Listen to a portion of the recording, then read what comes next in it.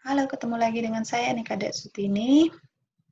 Kali ini kita akan membahas lebih lanjut tentang biostatistik pemilihan uji hipotesis penelitian bagian yang ketiga.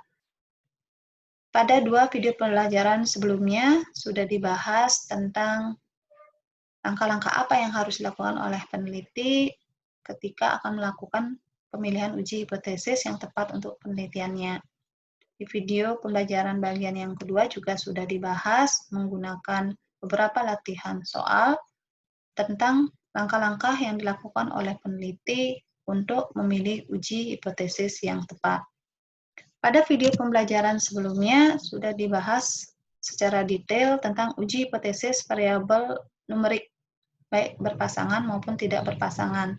Dan kali ini kita akan lanjutkan pembahasan kita tentang uji hipotesis variabel kategorik baik yang tidak berpasangan dengan tabel B kali K dan uji hipotesis variabel kategorik yang berpasangan dengan tabel P kali K. Mari kita lanjut dengan latihan yang pertama, fokus pada uji chi-square. Uji chi-square merupakan jenis uji hipotesis komparatif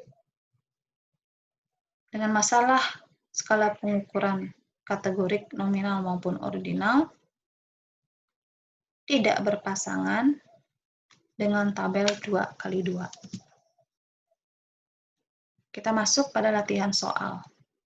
Peneliti ingin mengetahui hubungan antara perilaku merokok tidak merokok, dengan status fertilitas seorang pria, infertil dan fertil. Peneliti merumuskan pertanyaan sebagai berikut, apakah terdapat hubungan antara perilaku merokok dengan status fertilitas seorang pria? Nah, pertanyaan selanjutnya adalah uji apakah yang mungkin digunakan untuk menjawab pertanyaan tersebut. Kita mulai dari tahapan yang pertama. Menentukan variabel yang dihubungkan. Variabel yang dihubungkan pada penelitian ini adalah status fertilitas, yang merupakan variabel kategorik. Karena di sini ada infertil dan fertil. Dengan perilaku merokok merupakan variabel kategorik juga, karena ada merokok dan tidak merokok. Tahapan selanjutnya adalah menentukan jenis hipotesis. Jenis hipotesis adalah komparatif, membandingkan tentang hubungan antara merokok dengan status fertilitas pria. Tahapan selanjutnya adalah menentukan masalah skala variabel.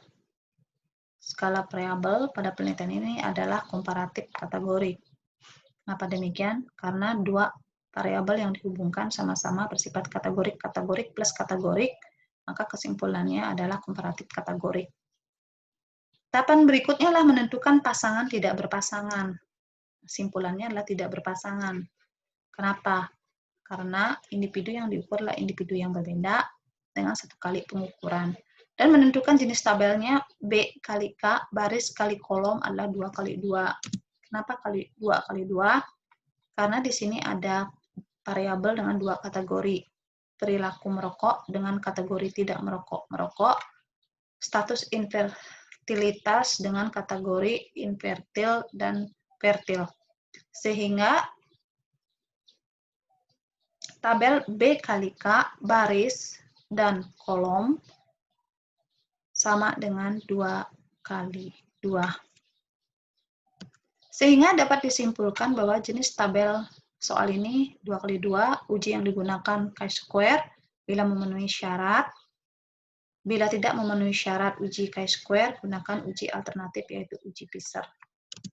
Apa syarat uji chi-square? Syarat uji chi-square bila semua tabel dari hasil output SPSS ini menunjukkan nilai ekspektif tidak ada yang kurang dari 5. Kalau kita lihat di tabel ini, nilai ekspektifnya baik A, B, C, dan D, 27,5, 22,5, 27,5, dan 22,5. Jadi tidak ada nilai ekspektif dalam tabel ini yang kurang dari 5.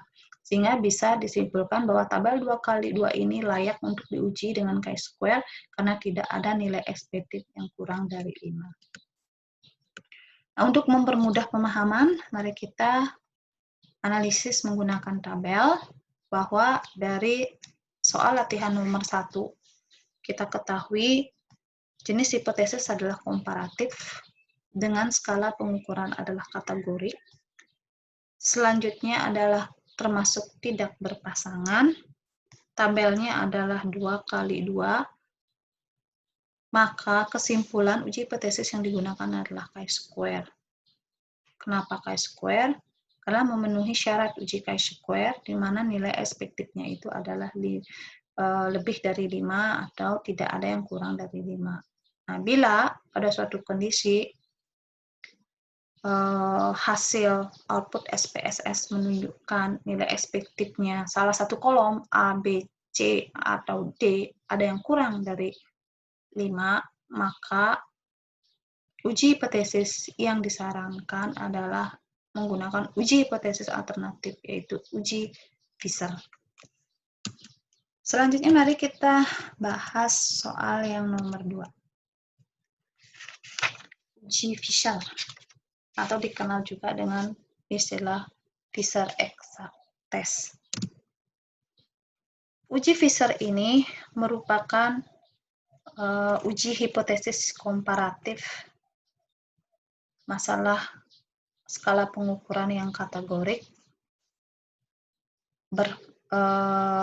tidak berpasangan sebagai alternatif dari uji chi-square tabel 2x2 bila syarat uji chi-square nilai expected lebih dari 5 tidak terpenuhi.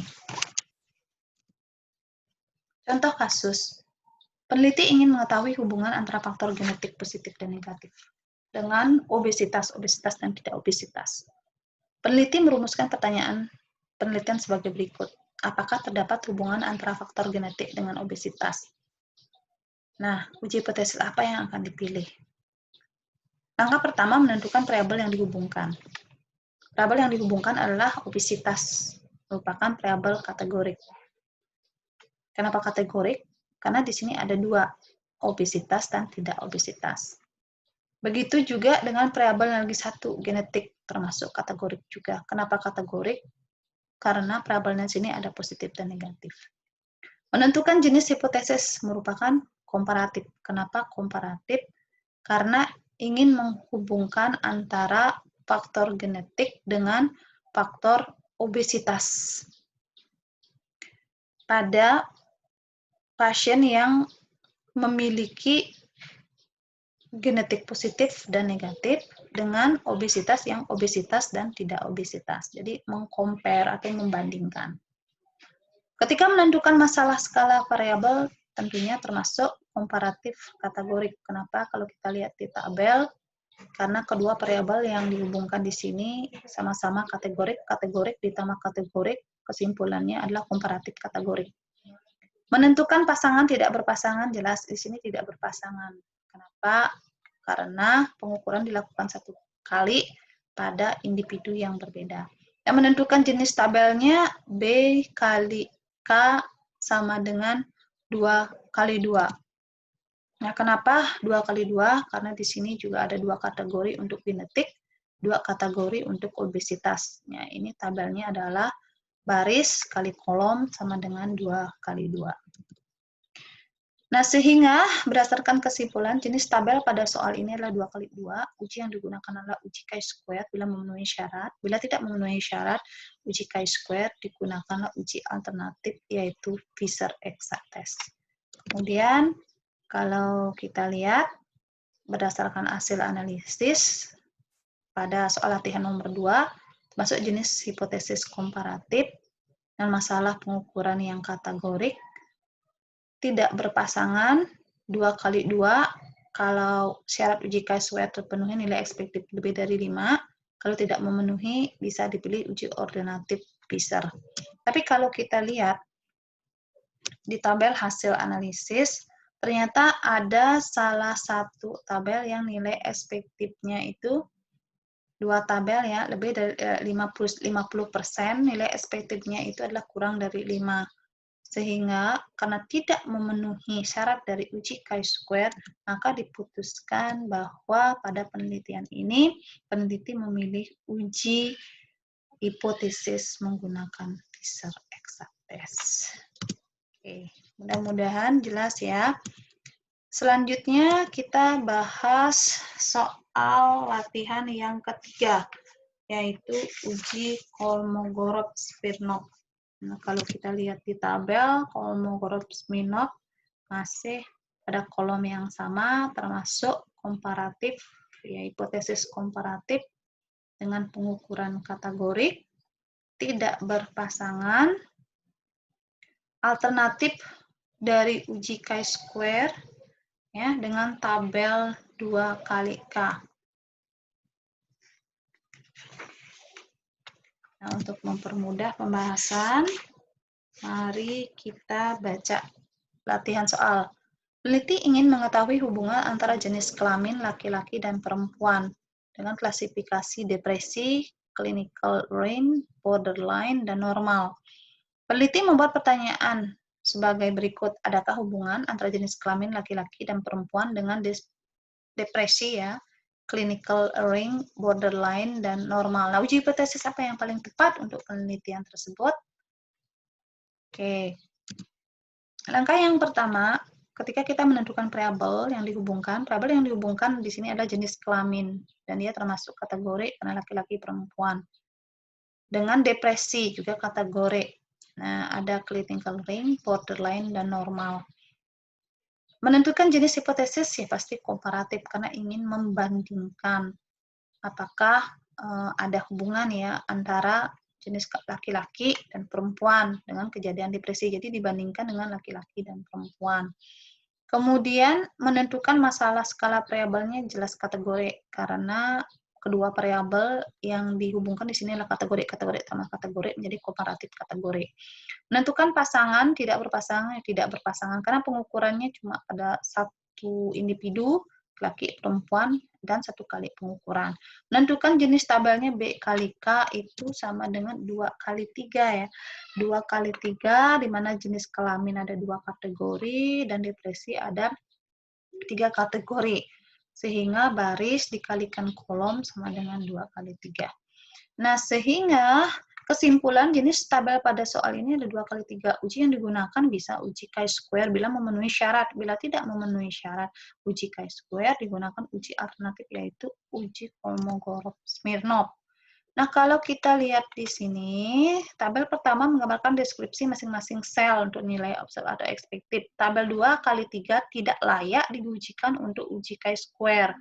Nah, karena uji chi-square itu tabelnya mestinya 2 kali 2, seperti yang disampaikan tadi. Nah, karena sel yang dinilai expected-nya kurang dari 5, ada 6,67%. Nah, ini ada 9, ada 2,3, ada 10, 1,7, 1,1, 2,7, 12,3.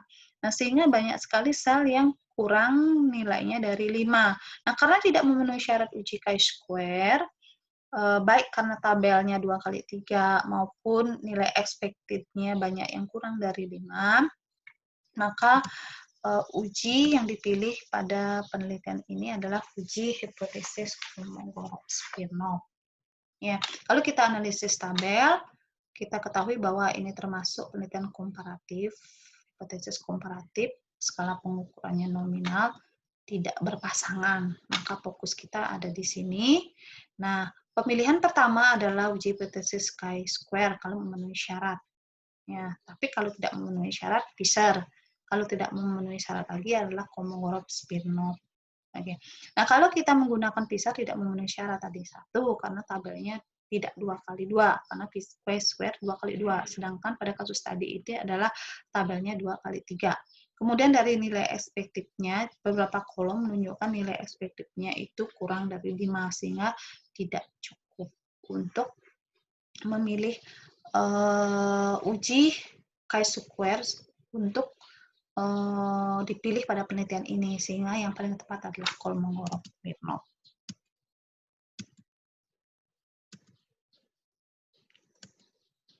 Berikutnya adalah masuk pada latihan uji hipotesis komparatif pada kategori tidak berpasangan. Nah, kalau yang tadi kita membahas tentang uji hipotesis komparatif pada kelompok yang berpasangan, yang tidak berpasangan, seperti chi-square, Diesel, Kolmogorov, Smirnov, dan pada kelompok berpasangan maka kita akan membahas tentang McNemar, marginal homogeneity treatment dengan prinsip P kali K.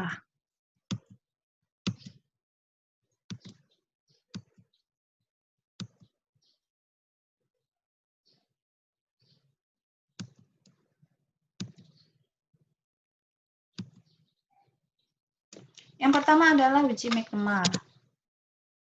Ini ya, uji hipotesis, bivariat, komparatif, kategorik, berpasangan, McNemar. Oke, kalau kita baca kasusnya adalah sebagai berikut.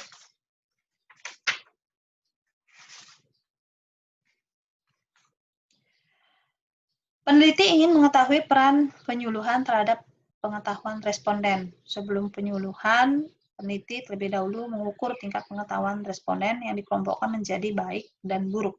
Setelah dilakukan penyuluhan, peneliti kembali melakukan pengukuran tingkat pengetahuan baik dan buruk. Nah, uji hipotesis apa yang tepat dilakukan pada kasus ini? Sama seperti tahapan berikutnya. Pertama, menentukan variabel yang dihubungkan. Variabel yang dihubungkan adalah tingkat pengetahuan yang bersifat kategorik di sini ya, dengan waktu penyuluhan yang juga bersifat kategorik. Selanjutnya menentukan jenis hipotesis. Jenis hipotesisnya adalah komparatif karena ingin mengetahui peran penyuluhan terhadap pengetahuan responden. Ya, sebelum penyuluhan dilakukan pengukuran, kemudian setelah penyuluhan juga dilakukan pengukuran. Jadi dibandingkan. Kemudian menentukan masalah skala pengukuran. Karena di sini adalah kedua variabel kategorik sama kategorik, kesimpulannya komparatif kategorik. Kemudian menentukan pasangan adalah berpasangan. Jadi berpasangan artinya individu yang diukur adalah sama, pengukurannya itu dilakukan lebih dari satu kali atau beberapa kali. Karena di sini peneliti melakukan pengukuran sebelum, kemudian setelah dilakukan penyuluhan juga dilakukan pengukuran yang sama pada individu yang sama. Nah, kemudian kalau dilihat dari tabel, ini termasuk tabel 2x2. Kenapa tabel 2x2? Karena kategorinya di sini 2 ya. Penyuluhan diberikan iya tidak, kemudian dari pengukuran tingkat pengetahuan juga baik buruk. Sehingga kesimpulan di sini jenis P kali K, pengulangan kali kategori pada soal ini adalah 2x2. Jadi pengulangan pengukuran 2 kali, kategorinya adalah 2, baik dan buruk. Uji yang digunakan di sini adalah uji McNemar. Oke, ini latihan nomor 1. Kemudian selanjutnya kita bahas latihan soal nomor 2, yaitu uji marginal homogeneity. Nah, ini merupakan uji hipotesis komparatif juga yang kategori berpasangan, prinsip 2 kali lebih 2 ya, lebih dari 2 kali, lebih dari 2 atau 2 kali 3, 2 kali 4 dan lain sebagainya. Nah, ini contoh kasusnya adalah peneliti pada soal ini sama dengan latihan kasus 1 ya. Akan tetapi peneliti membagi tingkat pengetahuan menjadi 3. Nah, kalau tadi itu pada kasus 1 kategorinya pengetahuannya 2, baik buruk. Sedangkan di sini kita dikategorikan menjadi 3, yaitu baik, sedang, dan buruk. Nah, uji hipotesis apa yang digunakan? Sama langkah-langkahnya, menentukan variabel yang dihubungkan. Variabel yang dihubungkan adalah tingkat pengetahuan kategori, dengan waktu juga penyuluhan kategori. Nah, menentukan jenis hipotesisnya tentu komparatif, karena membandingkan ya, sebelum penyuluhan dan setelah penyuluhan. Kemudian menentukan masalah skala variabelnya ya kategori, karena variabel di sini keduanya kategori menjadi komparatif kategori. Nanti lihat tabel lagi di video pembelajaran yang pertama. Kemudian menentukan pasangan atau tidak berpasangan, ya tentu berpasangan di sini karena yang diukur individunya sama, pengukurannya itu lebih dari 1 kali. Nah, ini bisa juga dilihat di video pembelajaran biostatistik pemilihan uji hipotesis bagian yang pertama. Nah, menentukan jenis tabel P kali K 2 kali 3. Ya, pengulangannya dilakukan 2 kali sebelum penyuluhan, setelah penyuluhan pengukurannya ya. Kemudian kategorinya 3, kategorinya itu adalah baik, sedang, dan buruk. Sehingga pengulangan kali kategori ya 2 kali 3. Sehingga kesimpulan di sini jenis P kali K pada soal ini adalah 2 kali 3. Uji yang digunakan adalah uji marginal homogeneity atau Wilcoxon. Nah, selanjutnya ada uji Cochrane. Nah, ini termasuk juga uji hipotesis komparatif kategori berpasangan dengan prinsip lebih dari 2, berarti dikalikan 3 tabelnya. Nah, contohnya misalnya sama dengan kasus latihan pertama ya, akan tetapi peneliti mengukur sebanyak 3 kali di sini. Jadi sebelumnya di kasus pertama, kasus kedua tadi kan pengukurannya 2 kali sebelum dan sesudah, tapi pada kasus ini pengukuran dilakukan selama 3 kali. Bisa misalnya sebelum, 1 minggu setelah, atau 2 minggu setelah, yang penting pengukurannya di 3 kali. Sebelum penyuluhan, sesaat sesudah penyuluhan, 1 bulan sesudah penyuluhan. Nah, uji hipotesis apa yang dipilih di sini? Sama langkahnya, menentukan variabel yang dihubungkan. Variabel yang dihubungkan adalah tingkat pengetahuan. Di sini kan kategori ya. Dengan waktu penyuluhan juga kategori. Nah, menentukan jenis hipotesis pasti komparatif karena ingin membandingkan. Kemudian menentukan masalah skala variabel ya tentu kategori karena 2 variabelnya yang dihubungkan kategori juga. Menentukan pasangan atau tidak berpasangan ya berpasangan, dan pengukurannya individunya 1 tapi pengukurannya lebih dari sekali. Menentukan jenis pengulangan dan kategori ya. Ya pengulangannya ya 3 kali sebelum, sesaat sudah penyuluhan, kemudian 1 bulan setelah penyuluhan. Nah, kategorinya di sini baik, baik dan buruk ya terhadap pengetahuannya. Nah, sehingga kesimpulannya jenis tabel P kali K pada soal ini adalah 3 kali 2. Jadi uji yang digunakan adalah uji Cochrane. Nah, gitu kira-kira yang bisa disampaikan pembahasannya terkait dengan biostatistik pemilihan uji hipotesis komparatif dengan skala pengukuran kategorik baik yang berpasangan maupun tidak berpasangan dengan berbagai macam alternatif atau pilihan uji hipotesis khususnya yang bivariat. Harapannya dengan beberapa kali pembahasan baik pada video pembelajaran pertama, video pembelajaran biostatistik yang kedua, dan video pembelajaran biostatistik yang ketiga mampu memberikan penambahan pemahaman tentang teknik-teknik dan langkah-langkah dalam pemilihan uji hipotesis. Nah, demikian yang bisa saya sampaikan, dan selanjutnya inilah buku referensi yang bisa digunakan. Kalau seandainya ingin mendapatkan tambahan pengetahuan, bisa mengambil referensi dari buku yang lain. Sampai di sini dulu. Terima kasih, dan sampai jumpa pada video-video pembelajaran berikutnya.